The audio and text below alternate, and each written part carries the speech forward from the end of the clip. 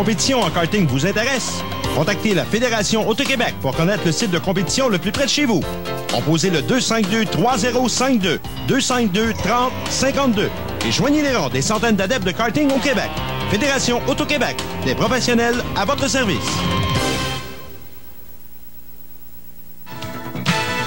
De retour à la série RDS motorisée Quaker State en provenance du circuit du Mont-Saint-Hilaire. On vous rappelle que la deuxième manche de la Coupe du Québec aura lieu ce dimanche 27 juin au circuit Saint-Roch de l'Achigan. On y va, Gérard, avec la finale F100 Junior, une finale de 17 tours.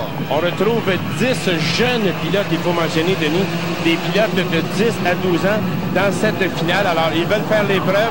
Leur expérience va les amener à d'autres catégories plus tard.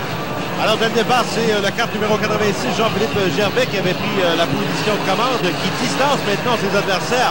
En deuxième place, on retrouve Kevin Lacroix. Kevin Lacroix qui gravit les échelons. On sait que c'est le fils de l'ex-pilote de motoneige, Sylvain Lacroix de Saint-Eustache. Donc, Jeffrey, non pas Jeffrey, mais Kevin Lacroix, on devra surveiller. Il est devancé cependant par Pierre-Luc Ouellet et la carte numéro 88. Et Gérard, est-ce que ce ne sait pas tous les pilotes des transfuges des classes cadets qu'on aperçoit maintenant en classe Formule 100 junior?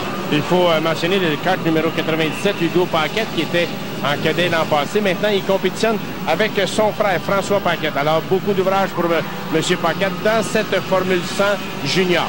Alors, beaucoup d'action également, pendant que notre meneur, lui, Jean-Philippe Gervais, prend beaucoup de distance en première position. Il y a une lutte juste à l'arrière, notamment avec Pierre-Luc Ouellet. Et juste immédiatement derrière lui, est-ce que ce n'est pas le numéro 13, Jeffrey Petriello, qui prend la mesure de Pierre-Luc Ouellet? Ben, ces deux-là se connaissent de longue date, ont compétitionné ensemble dans les classes cadets. Et maintenant, en Formule 100 junior, à leurs premières armes, on voit Jeffrey Petriello à l'intérieur dans le virage. Quel beau dépassement!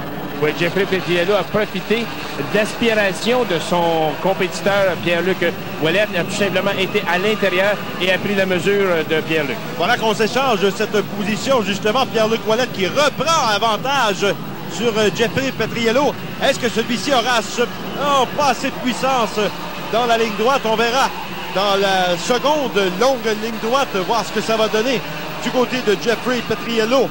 Voir s'il pourra rejoindre Pierre-Luc Ouellet, qui actuellement se retrouve, là, un petit peu plus tard dans la course, se retrouve à l'arrière de Jeffrey Petriello, qui a réussi à reprendre avantage. Et on a une remontée, le 97, c'est Hugo Paquette, celui-là.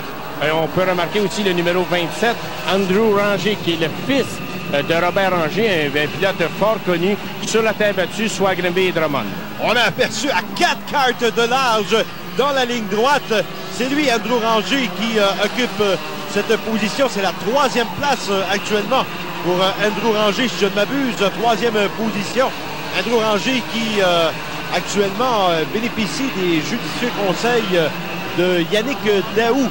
Yannick Daou, le fils de l'ancien compétiteur en accélération, Gilles Daou.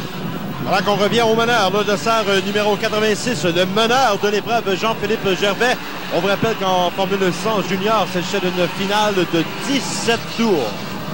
Jean-Philippe Gervais, qui avait gagné la prix finale, est à quelques mètres de gagner la première finale de la Coupe du Québec.